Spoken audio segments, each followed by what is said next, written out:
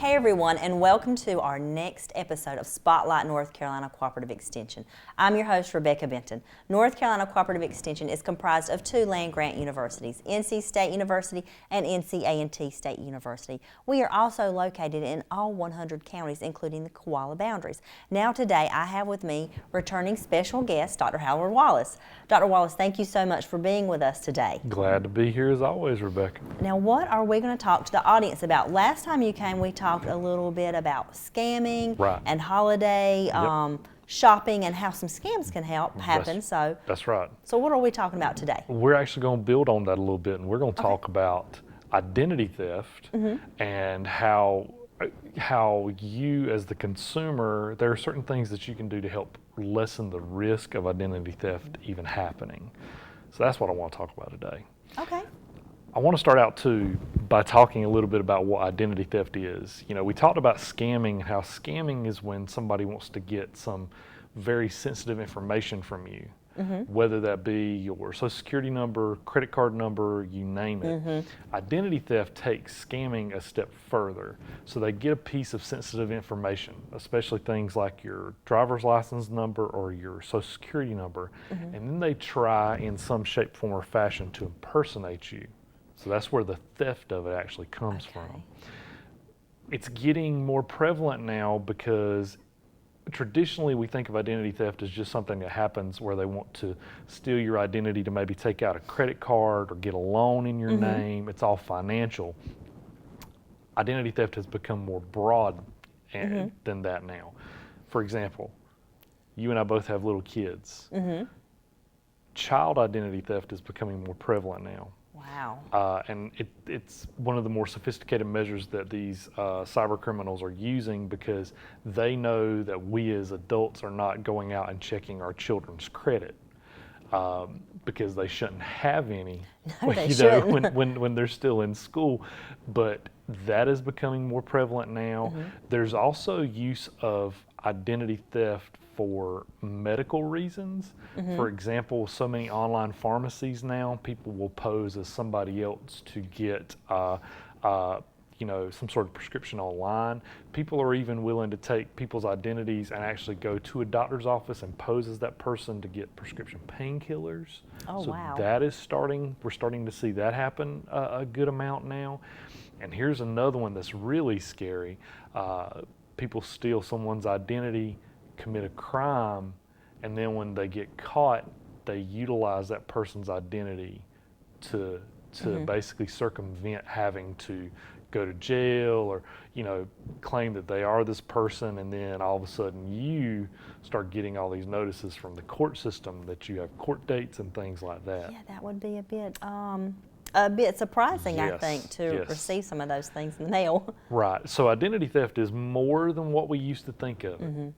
And we have to be a lot more proactive and just a lot more vigilant, like I talked about with the scammers, in trying to prevent that from happening. And that's really what I want to talk about today, because again, just like with scamming, it's the holidays. Even though there's more surrounding identity theft these days, there are definitely identity thieves out there looking to take advantage of the holiday season. So I wanted to talk about a few things that our viewers can do to help reduce the risk of identity theft. Okay. So it's 2023.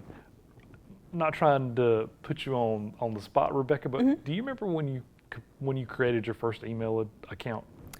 It was probably a Hotmail account. Right. It definitely was a Hotmail account. I was probably in my 20s, I would imagine. Okay. So you, just like I created my first Hotmail account probably in 97 or 98.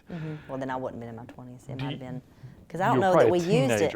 I don't know that we used it in school, to be honest. Like, I don't remember using emails in school until like I got into extension. Right. And I mean, I started extension when I was 19. Right. So I was probably 18, 19 first But you time. still started when you were in your teens. Okay, I did too. Do you ever think about whether or not are you still using that email address? Let me ask that. No, I'm not. Okay, so one thing that identity thieves are utilizing are old accounts that we have just kind of abandoned, but are still accessible. So one thing people can do is try to think of any old email addresses that you don't use anymore, Go in, Yahoo, it's now Outlook. Hotmail's been pulled into Microsoft Outlook, but any Hotmail accounts, any old email addresses that you can track down, you can go in and there is a process. If you don't want them anymore, there is a process where they can permanently delete those accounts. That's one big thing that a lot of people can do to help limit the activity on those accounts and therefore limit the possibility of them being taken away. Now, would you suggest limiting not only email but social media accounts that they don't use anymore? Because what was the first social media? MySpace, yeah. Yes. I don't even know.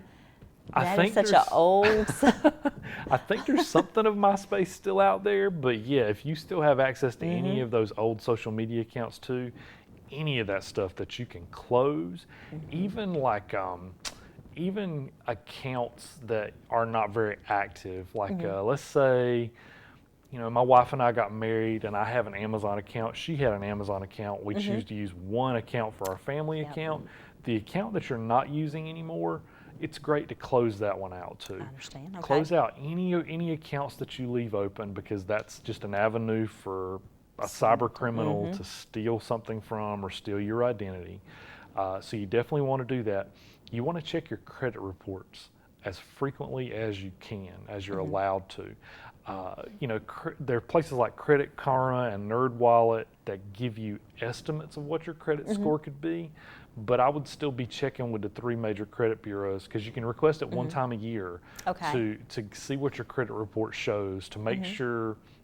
It's a good habit too, just to make sure that you don't have anything that's shown up, because people can, or not people, but corporations can, you know, put negative comments on your credit ratings, and you don't want them doing that. So it's a good idea to go in and check those regularly. You can also go in and freeze your credit. Did you know that you could do that? I did not know you could freeze your credit. So what would be the advantage of freezing your credit? What that means is when your credit is frozen, if anybody goes to try to open an account in your name with your information, your sensitive information, the credit bureaus will not allow for it to happen. It will not show up on your credit report. So as long as it's frozen, and you can unfreeze it after you've done it, but let's say your pocketbook gets stolen and all your sensitive information is stolen with it. You can go in and freeze your credit report so nobody can go in with your Social Security number and create a new line of credit. Now, who would you call to freeze your credit? You call the credit bureaus. Okay. You contact the credit bureaus directly. You know, there's 3 of them. Okay. Equifax, TransUnion. Is it Experian? Experian, thank you. I knew it started with an E. You go in, you just contact them. They all have 800 numbers you can call. Just freeze them. You can do it for your kids too. So it can help prevent any sort of child identity theft from occurring as well. That's one thing to definitely do. Something else, talking about pocketbooks. Don't carry your Social Security card around in your pocketbook. No, do not do that. Don't carry it around in your wallet. You know, we have to carry around some form of identification, so your driver's license will have to be there, but try to limit the amount and number of identifying pieces of information you carry around with you, because it could potentially get stolen. Be vigilant at ATMs. I know it sounds crazy, but people looking over your shoulder at ATMs does happen, and people I feel a little uncomfortable if they got that close to me at an ATM. You would. Not that I use them as much. I mean, that's right. Honestly, like most of them are drive-through now, and so you don't really have that. But I remember the stand-up, and they do still have, I think, a few cash points that you can walk up to, and probably some ATMs in the malls and stuff like that. But yeah. You're absolutely right. It's good to be vigilant about that. The other thing is skimming at gas stations. This is something that's happening a lot now. Tell me about that. I don't think I know what you're talking about. So skimming is where a cyber criminal basically sets up a fake kiosk or booth at they can do it at ATMs. They can also do it at gas stations. That's primarily where they do it, because they can set them up pretty quick. They work off of Wi-Fi or cell phone networks, and they're so sophisticated it looks just like the gas station kiosk would when you're trying to get your gas. So when you say kiosk, explain at the gas pump, the little thing that you put your card into. Yes. So how would they stick a fake one to it? slips over the top of it. So No. yes. So No. whenever your credit card goes in, it gets scanned by the by the gas station, but then it also gets skimmed by the skimmer on the outside of it. So how do you identify that? You jiggle it. So you just move it. When you walk up, and a lot of times if it looks weird, you always got to go with your gut. So if something feels off, always Yeah. check it. But you want to go in, and I always do this at every gas station now. Just grab where the piece of the gas pump where you put your card in, just grab it and jiggle it. If it's loose, I've never had it happen, but I've seen videos online, and you can look them up. I'm gonna have to look of that how up. how to detect a skimmer.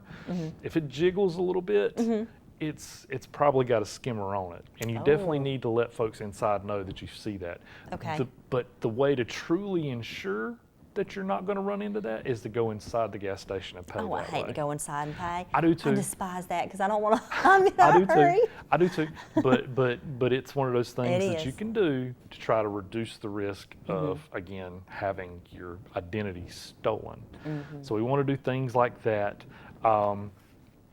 The big thing, going back to scamming though, if something feels off, just don't. Just go with your gut. It's better to go with your gut than to stick with it and end up paying for it later on. And when I say pay for it, have a ruined credit score, Right. potentially have charges that you're forced to pay back, or somebody's going to try to force you to pay back. All the other things with identity theft, where you could end up potentially in jail or being charged with a crime Wow. that you did not commit. You definitely want to try to reduce all those things. So staying vigilant, going with your gut, listening to your gut, all those things are definitely what you want to do to try to reduce it. We don't see it as much anymore, but it is something to definitely think about, and that's